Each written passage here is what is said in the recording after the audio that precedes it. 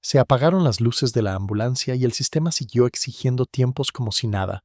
Con las manos frías, doblé la etiqueta y apreté la venda. El papel húmedo se me pegaba a los dedos. Mis superiores querían la cadena en marcha, y yo conté dosis en penumbra, corrigiendo números a tientas. Saqué el vehículo con una señal blanca pegada al suelo. Metal vibrando, barro, radio muda. Luego volví a mi mesa y el silencio quedó donde faltaba la luz. Febrero de 1944, Frente Italiano. Sector del Valle del Liri, al pie de Montecassino. El avance aliado se ha detenido en una franja de terreno saturada de barro, escombros y fuego indirecto. La artillería alemana ajusta por sonidos, por destellos, por movimientos mínimos en las rutas de evacuación. La sanidad trabaja en cadena, desde el punto de recogida hasta el puesto avanzado. Y de ahí a los puestos de clasificación y a los hospitales de campaña.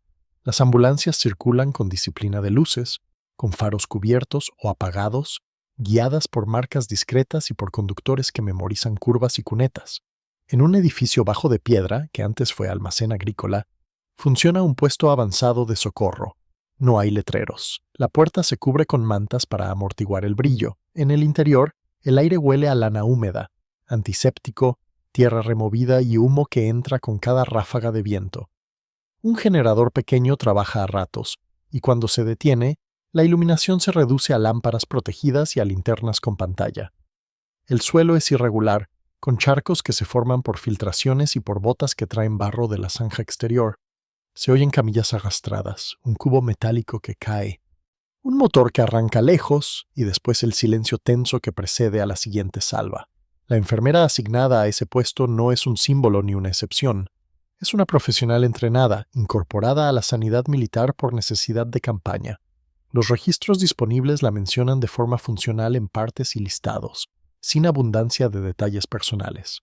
Aparece como enfermera adscrita a un destacamento sanitario que apoya a una unidad de infantería y a elementos de ingenieros en la zona. Su tarea diaria no se define por gestos memorables, sino por una rutina exigente que se repite bajo condiciones cambiantes. Cada jornada empieza con inventario y orden. Revisa vendas, gasas, férulas, sueros, agujas, morfina con su control de dosis, tijeras, pinzas, tourniquets, etiquetas de clasificación, lápices, formularios. Comprueba el estado del agua hervida, la solución desinfectante, los recipientes para instrumental. Ajusta una mesa que sirve de superficie de trabajo y que tiembla cuando cae artillería cercana. Organiza un espacio para los heridos respiratorios y otro para los que llegan con hemorragias visibles. Se asegura de que haya mantas listas, porque el frío y la pérdida de sangre se combinan con rapidez. En un rincón coloca una libreta con anotaciones de entradas y salidas para que la cadena de evacuación no se rompa del todo cuando los relevos se mezclan. La presión del sistema se nota en lo pequeño. Faltan camillas en las horas de mayor flujo. Los porteadores llegan tarde porque el camino se corta con cráteres. La radio del puesto emite estática y mensajes incompletos, y a veces depende de un mensajero que atraviesa un tramo abierto. Un conductor avisa que la ruta principal está batida por mortero y que habrá que entrar por un desvío más largo. El oficial médico, con las manos siempre ocupadas, pide a la enfermera que prepare transfusiones cuando se pueda y que priorice la clasificación rápida. La palabra rápida no significa prisa teatral, significa segundos ganados en cada revisión, para que un vehículo no espere con el motor encendido en una zona marcada. El puesto avanzado no cura a fondo, estabiliza, clasifica, prepara para evacuar. La enfermera conoce esa frontera. Aplica presión, inmoviliza, limpia lo imprescindible, revisa respiración, pulso, color de piel, nivel de conciencia. Coloca una etiqueta con hora y medidas tomadas. Anota lo que se ha administrado, aunque la luz sea mínima y el papel se humedezca. Corrige un dato si el lápiz se ha corrido con el agua. Vuelve a leer una línea para no dejar un número ambiguo. Ese trabajo de escritura, repetido y poco visible, evita duplicaciones de morfina y reduce errores cuando el herido pasa al siguiente escalón sanitario. Durante varios días, el problema principal no es un único ataque, sino la suma de limitaciones. La artillería mantiene una cadencia irregular, lo bastante frecuente para impedir descansos completos. La disciplina de iluminación se vuelve más estricta cada noche. Los faros cubiertos reducen la visibilidad y aumentan el riesgo de accidentes en caminos estrechos. Los conductores se quejan en voz baja de los cráteres nuevos que aparecen donde ayer había una pista transitable. La unidad de mantenimiento improvisa con tablones y sacos, y aún así las ambulancias golpean el chasis y pierden piezas. Las baterías se descargan rápido con el frío. Los recambios llegan a cuentagotas por una cadena logística que prioriza munición y combustible. En ese contexto, la enfermera empieza a introducir ajustes pequeños, casi invisibles. Coloca las camillas en una dirección fija, de modo que el personal pueda moverse por memoria, incluso cuando la lámpara se apaga. Pide a los porteadores que anuncien con una palabra corta el tipo de herida dominante al entrar, para que el médico mire primero donde importa. Sugiere que las etiquetas se sujeten con un nudo doble, porque el hilo simple se suelta con barro y sangre. Añade una marca táctil en el borde de una caja de instrumental para distinguirla en oscuridad. Cubre con tela una lámpara para que el resplandor no se escape por rendijas. No discute órdenes generales. Adapta procedimientos para sostener el trabajo cuando el sistema no ofrece margen. La noche en que la ambulancia pierde las luces no llega como un episodio aislado. Llega al final de una secuencia de avisos y fallos menores. A media tarde, un parte informa de un aumento de heridos por metralla en un tramo de avance corto, cerca de un terraplén.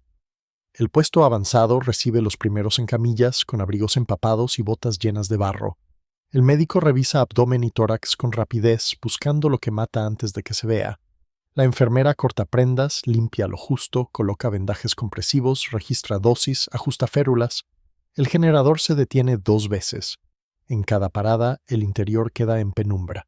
Se trabaja con sombras y manos que ya conocen la forma de cada herramienta. Al caer la noche, la artillería incrementa el fuego sobre las rutas. No es un bombardeo continuo, es una secuencia de correcciones. Caen granadas en intervalos que obligan a detener movimientos y a reanudarlos cuando el ruido se desplaza.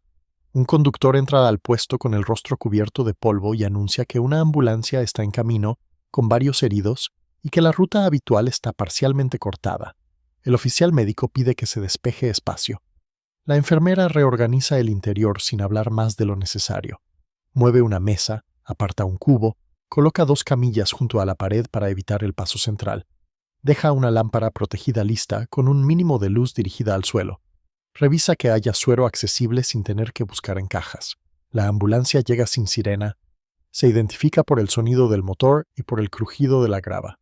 Se detiene más lejos de lo normal, como si el conductor dudara del punto exacto. En el segundo en que se abre la puerta trasera, un impacto cercano sacude el aire. No se sabe con precisión si la metralla viene de una granada que cae en la cuneta o de un proyectil que detona en un cráter reciente. Los informes suelen describir esos momentos con términos generales, porque no siempre hay observadores claros. Lo verificable es la consecuencia material. Fragmentos golpean el lateral del vehículo. Un vidrio se rompe. El cableado de los focos queda dañado. La ambulancia pierde sus luces de posición y cualquier referencia mínima que servía para no desviarse en oscuridad. El conductor intenta arrancar de nuevo. El motor responde. El vehículo no muestra incendio. La falta de luces en ese lugar no es un inconveniente, es una amenaza directa. Sin iluminación, la ambulancia se convierte en un objeto que puede caer en un cráter, chocar contra un talud o quedar detenida en una zona batida. La ruta de vuelta hacia el punto de clasificación depende de curvas sin señalizar y de referencias que desaparecen en noche cerrada. En el puesto, la enfermera ve el problema antes de que se formule como orden. No hay tiempo para debatir. Los heridos deben pasar por triage y el vehículo debe salir lo antes posible. La enfermera toma una decisión práctica dentro de su ámbito. Reduce aún más la luz interior para que no se vea desde fuera. Pide una linterna con pantalla y la dirige hacia el suelo, no hacia las caras. Indica a un sanitario que revise el estado de las puertas y que asegure el cierre para evitar que la carrocería vibre y se abra en marcha. Pide al conductor que no apague el motor, para no arriesgar una batería ya castigada. El triage se hace en condiciones de casi oscuridad. Las etiquetas se rellenan con letra más grande, para que se lean sin lámpara directa. La enfermera toca el pulso en muñeca, luego en cuello, y confirma respiración con el oído cerca, evitando movimientos bruscos. No busca dramatismo, busca señales que permitan decidir. Un herido presenta sangrado en muslo y signos de enfriamiento. Se aplica presión, se ajusta vendaje, se inmoviliza la pierna. Otro llega con respiración superficial y quejido bajo. Se revisa tórax, se busca entrada de aire anómala, se cubre la herida si la hay, se estabiliza con lo disponible. Un tercero está consciente, con metralla en brazo, dolor intenso pero sin signos de shock inmediato. Se etiqueta como evacuación diferida dentro de lo posible. Las decisiones son imperfectas, porque el entorno impone límites.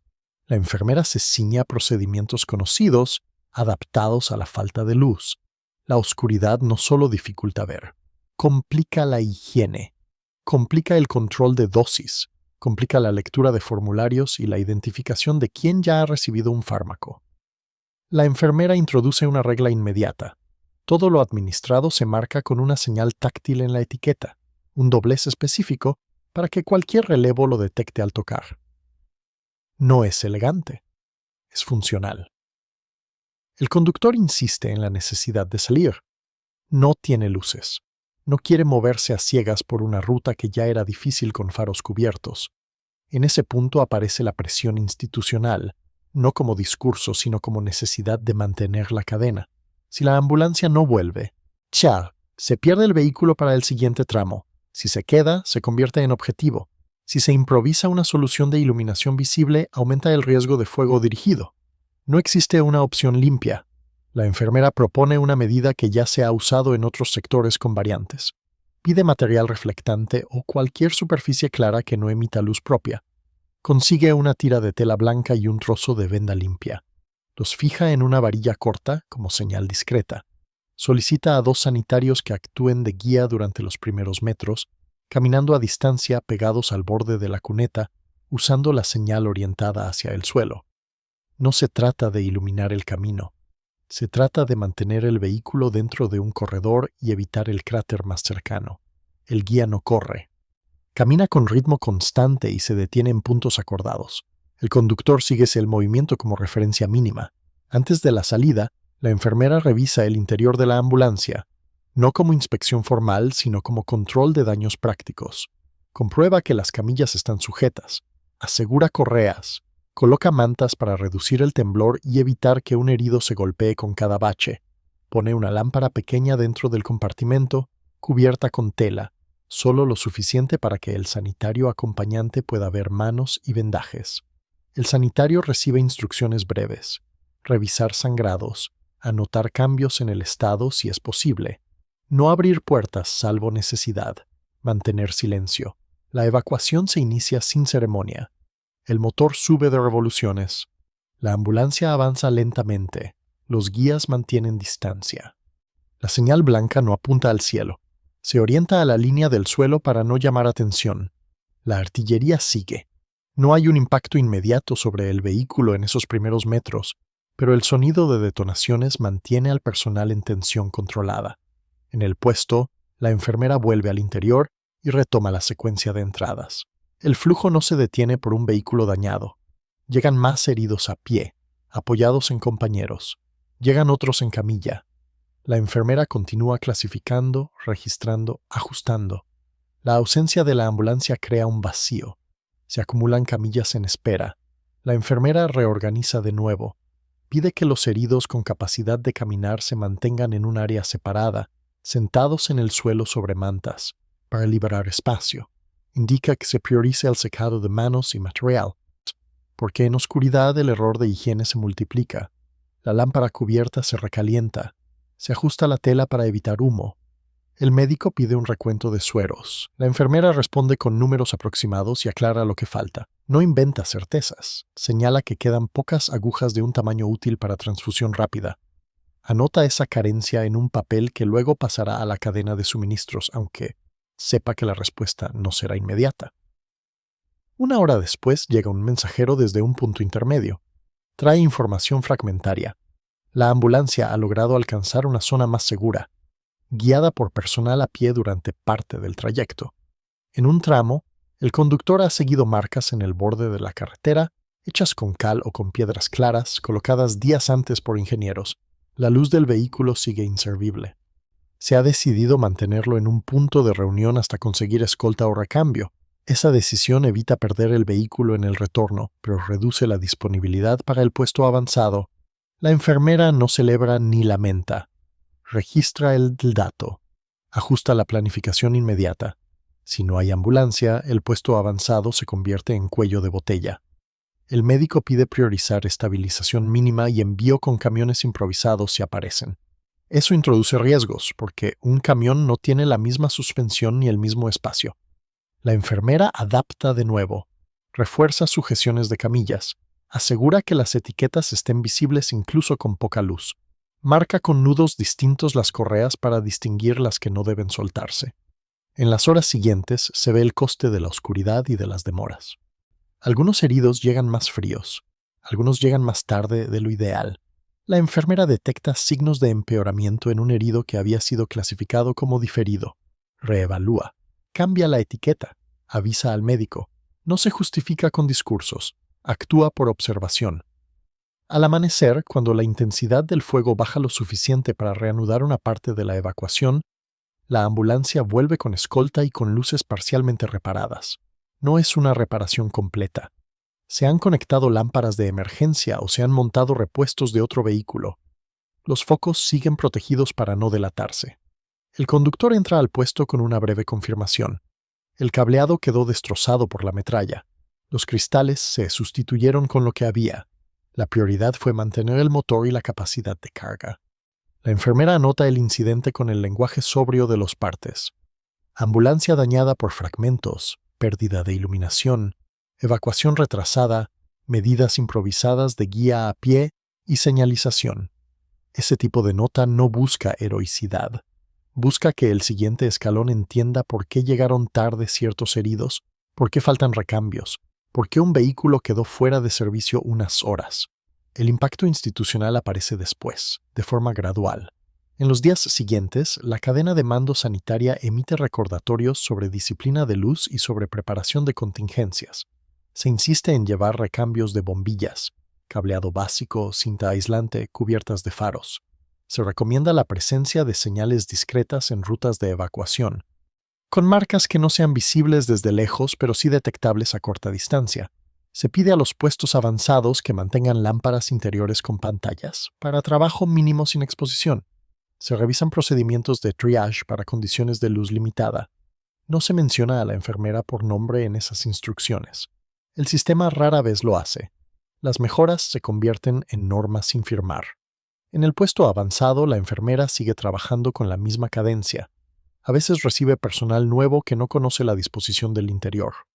Les muestra el orden de cajas, la lógica de etiquetas, el lugar donde se guardan agujas y sueros. No da lecciones largas. Señala con el dedo, corrige una colocación, ajusta una manta, pide que un cubo se mueva para evitar tropiezos. La artillería sigue intermitente, la humedad sigue. Las manos se agrietan con frío y desinfectante. El lápiz sigue escribiendo sobre papel blando. Con el paso de las semanas, el frente se desplaza a tramos. El puesto avanzado se desmonta y se vuelve a montar en otro edificio, en otra ruina, en otra granja vacía.